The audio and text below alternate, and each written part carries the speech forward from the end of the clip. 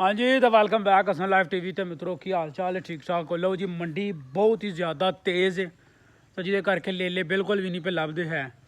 ਤੇ ਫਾਈਨਲੀ ਦੋ ਨਗੀਨੇ ਦੋ ਫੁੱਲਾਂ ਦੇ ਗੁੱਛੇ ਉਹ ਭਾਜੀ ਲੱਭੇ ਨੇ ਚੈੱਕ ਕਰੋ ਜੀ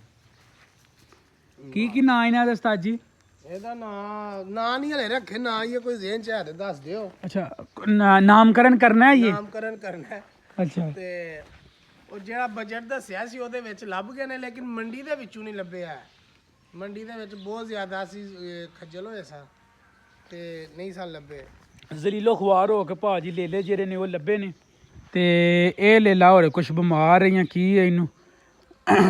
ਤੇ ਇਹ ਲੇਲਾ ਜਿਹੜਾ ਬਿਹਤਰੀਨ ਫਿੱਟ ਫਾਟ ਲੇਲਾ ਭਾਜੀ ਇਹ ਲੇਲਾ ਖਾਓ ਬਗਤ ਕਰ ਰਿਹਾ ਵੇ ਤੇ ਇਹ ਲੇਲਾ ਥੋੜਾ ਜਿਹਾ ਨਾ ਢਿੱਲਾ ਮੱਠਾ ਵੇ ਤੇ ਅੱਲਾ ਖੈਰ ਰੱਖੀ ਤੁਸੀਂ ਕਮੈਂਟ 'ਚ ਗੈਸ ਕਰਨਾ ਵੇ ਕਿ ਇਹ ਲੇਲਾ ਜਾਂ ਇਹ ਲੇਲਾ ਕਿੰਨੇ ਦਾ ਆਇਆ ਹੋਣਾ ਤਕਰੀਬਨ 19-20 ਦਾ ਫਿਰ ਕਿ ਇਹ ਲੇਲਾ ਥੋੜਾ ਜਿਹਾ ਪਹਾੜਾ ਹੋਵੇ ਇਹ ਵਾਲਾ ਲੇਲਾ ਤੁਹਾਨੂੰ ਜ਼ਰਾ ਹਾਂਜੀ ਵਹਾਨੇ ਇਹ ਲੇਲਾ ਥੋੜਾ ਜਿਹਾ ਪਹਾੜਾ ਹੋਵੇ ਤੇ ਇਹ ਲੇਲਾ ਜਿਹੜਾ ਨਾ ਇਹ ਥੋੜਾ ਜਿਹਾ ਮੱਠਾ ਵੇ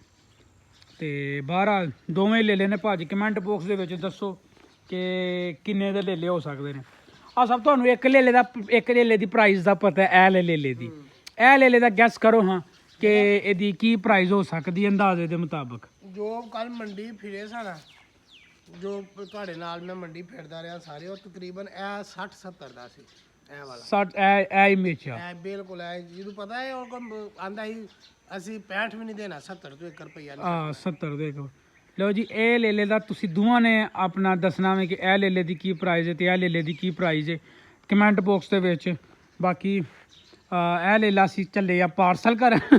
ਆ ਕਿਸੇ ਨੇ ਸਾਡੀ ਡਿਊਟੀ ਲਾਈ ਸੀ ਹਾਂ ਤੇ ਉਹਨਾਂ ਵਾਸਤੇ ਲਿਆ ਹੈ ਤੇ ਹੁਣ ਅਸੀਂ ਪਾਰਸਲ ਕਰਨ ਜਾ ਰਹੇ ਉਹਨਾਂ ਦੇ ਘਰ ਇਹ ਪਾਰਸਲ ਭਾਜੀ ਹੋ ਗਿਆ ਥੱਲੇ ਕਮੈਂਟ ਬਾਕਸ ਦੇ ਵਿੱਚ ਜ਼ਰੂਰ ਦੱਸੋ ਤੁਹਾਨੂੰ ਇੱਕ ਗੱਲ ਦੱਸਦੀ ਕਿ ਜੋ ਤੁਹਾਡਾ ਬਜਟ ਹੈ ਨਾ ਕਿਉਂਕਿ ਹਰ ਇੱਕ ਬੰਦੇ ਦਾ ਬਜਟ ਹੁੰਦਾ ਹੋਵੇ ਕਿ ਉਸ ਬਜਟ ਦੇ ਵਿੱਚ ਉਹ ਜ਼ਿਹਨ ਰੱਖ ਕੇ ਆਂਦਾ ਹੋਵੇ ਕਿ ਲਓ ਜੀ ਮੇਰਾ ਇੰਨਾ ਬਜਟ ਹੈ ਮੈਨੂੰ ਇਸ ਮਸਲਨ ਕਿ ਗੋਸ਼ਤ ਦਾ ਜਾਂ ਇਸ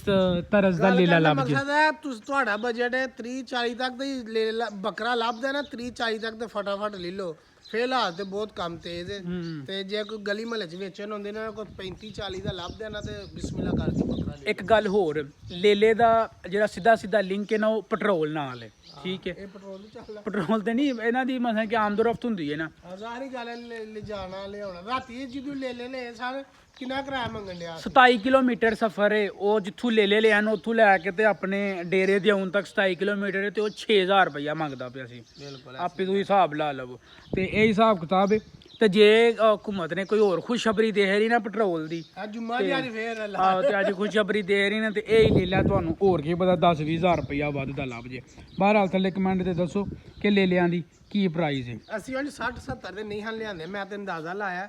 ਤੇ ਉਹ ਆਪੇ ਪ੍ਰਾਈਸ ਬਾਅਦ ਚ ਜਾ ਕੇ ਦੱਸ ਪ੍ਰਾਈਸ ਤੁਸੀਂ ਦੱਸੋ ਹੈ ਪ੍ਰਾਈਸ ਤੁਹਾਨੂੰ ਦੱਸ ਦਿੰਨੇ ਅਸੀਂ ਦੱਸਦੇ ਨਹੀਂ ਅਸੀਂ ਤੁਹਾਨੂੰ ਗੈਸ ਕਰਨੇ ਆ ਕਿ ਇਹ ਲੇਲੇ ਜਿਹੜੇ ਨੇ 40 ਤੋਂ ਪਲੱਸ 40000 ਤੋਂ ਲੈ ਕੇ ਤੇ 57000 ਦੇ ਵਿੱਚ ਲੇਲੇ ਨੇ ਇਹ ਤੁਸੀਂ ਹੁਣ ਆਪ ਹੀ ਗੈਸ ਕਰ ਲਵੋ ਤੇ ਇਸ ਵੀਡੀਓ ਨੂੰ ਸ਼ੇਅਰ ਕਰੋ ਚੈਨਲ ਨੂੰ ਸਬਸਕ੍ਰਾਈਬ ਕਰੋ ਮਿਲਨੇ ਆ ਤੁਹਾਨੂੰ ਨਵੇਂ ਵਲੌਗ ਦੇ ਵਿੱਚ ਰੱਬ ਰਾਖਾ ਮੁੰਦਰਾ ਲੈ ਲੈ